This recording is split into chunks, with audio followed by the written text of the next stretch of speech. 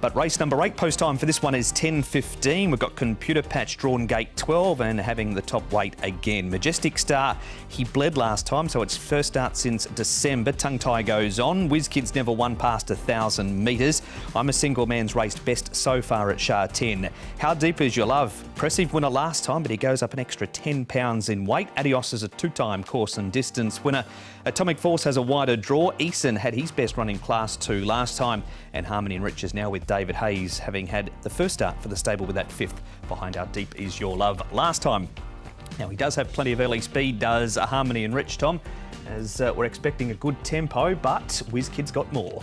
Yeah, he certainly does, and he certainly likes to go forward. Brendan Abdullah rides for him, but he does tend to struggle course and distance. Well, he's trying course and distance for the first time, but Happy Valley here, he's had 4 wins, all been over 1,000 metres, so it's that extra bit of distance that he does struggle with. Adios should be close up. Harmony and Rich, Paul, the alternate leader of the race. And what does Zach do with the Majestic Star first up? Yeah, it's just going to try and slot in, isn't he? I mean, with WizKid's pace, it might open the field up a little bit. He might be able to slot in behind Adios in front of How Deep Is Your Love. I think that's what he's going to be looking for. It just makes it tricky from that draw, though. So that is the speed map, and all question marks around the 2 and the 6. But we know the 6 is a very, very promising horse. How Deep Is Your Love? And Nick spoke to his regular pilot, Karis Teaton. Karis, How Deep Is Your Love is a horse that we've spoken about plenty, but I think certainly worthy of the conversation because he's continuing to do a great job. That win last time, talk me through it, because you came up the less favoured part of the track, but he was very good. Yeah, you know, he had a few things that didn't go his way last time. Got a bit of a battle with the outside horse at the back straight. Want to keep off that inside, as you mentioned. Now that inside seems to be running dead towards the end of the night, and but you know, it worked out okay. His ability took him to the line, and he won a nice race. Given all of those factors, Karis, how much can we upgrade the performance? Because I guess we have to some degree, don't we? Yeah, of course. You know, he's progressing nicely. He's after every win, he's sort of maturing nicely. I believe last time after his run at Charlton, he improved a bit, and I could feel that last time. So I think going forward, you know, he's a very smart horse. You've ridden him in the majority of his races this campaign. I mean, he's had a relatively busy campaign. This will be start number 10 of the season. Do you feel he's probably coming to the end of his preparation in any way, or do you think there's still plenty more to offer with him? Yeah, of course. You know, he's in a great hand of Mr. Size, and he knows the horse is doing well, so he's running him where the horse can run. And like I said, he looks like he's in good shape, and it's going to be a nice race for him tomorrow. And like I say, he's been running well this season. Let's hope he keeps running well.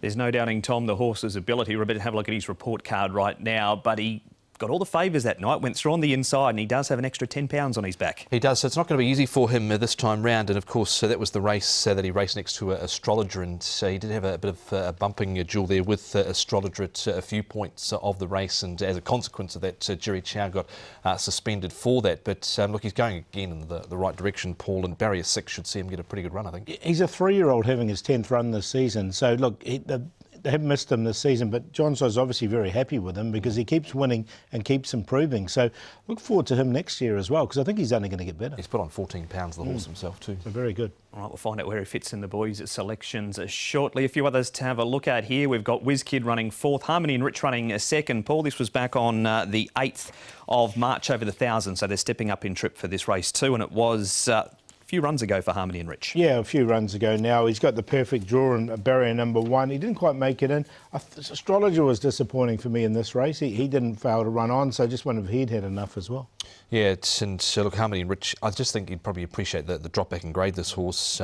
He's off a rating of 84. He's drawn well, so he's going to get a perfect run up on the speed, but I think he'd be really competitive if he dropped a grade. Yeah. Shart in form now, Tom, and this is packing treadmill. He ran 6th in this race, but he covered plenty of ground. Grateful Heart 7th. He won't mind coming back back to Happy Valley. Now, unpacking treadmill, as you mentioned, Mark, he covered a lot of ground. This was the race that was won by Red Lion, and we've seen what he's been able to go on and do.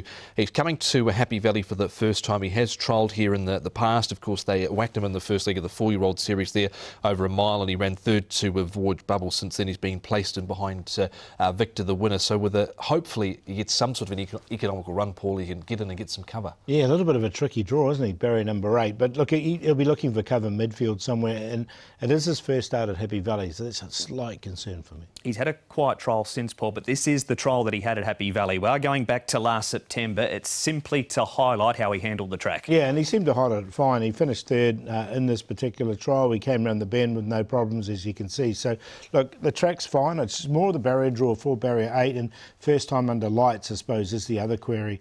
But we know he's a class horse. He's hard to leave out. I've definitely included him. Yeah, and he has been back to the trial since his last run on the 9th of April. He was down the track in that. He ran 9th, but there was no pressure at all put on him whatsoever there. So, look, I think he's going well enough. He just needs the right sort of run, I think, from the draw. Hugh Bowman, the man to overcome the barrier draw for Francis Loy. Our next replay, though, Tom, is Adios running 4th. This is on the turf last time at Sha Tin.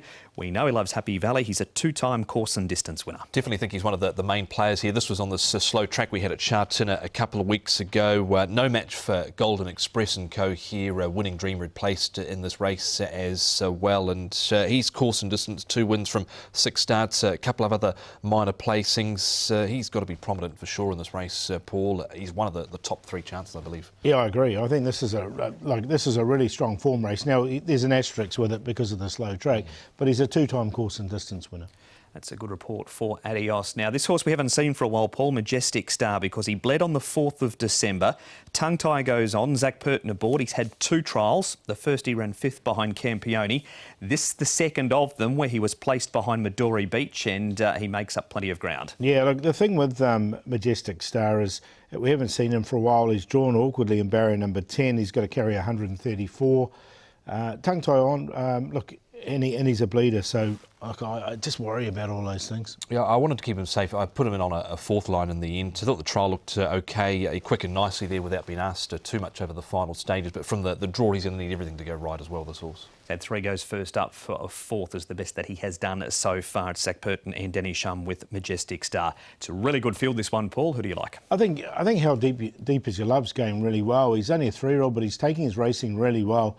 And I think he can win again. He's very progressive for me.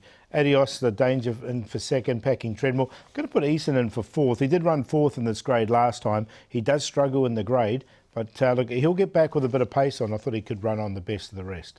6, 8, 7, 11. Same top 3, and actually nearly threw in Eason as well. He got a really long way back last time out and looked flat coming down the side, but responded again late. But How Deep Is Your Love, I think, can win again. I think Adios is definitely one of his main dangers here. Does enjoy Happy Valley. Derek Long for Frankie Laurie's carrying 2 pounds less than he was last time out. Packing Treadmill goes in for his first assignment round the valley, and Majestic Star will need some luck from the draw of barrier number 10. He is a bleeder. He's at the tongue tie going on. First up for 164 days, Zach Purton, Danny Shum. 6, 8, 7 and 2.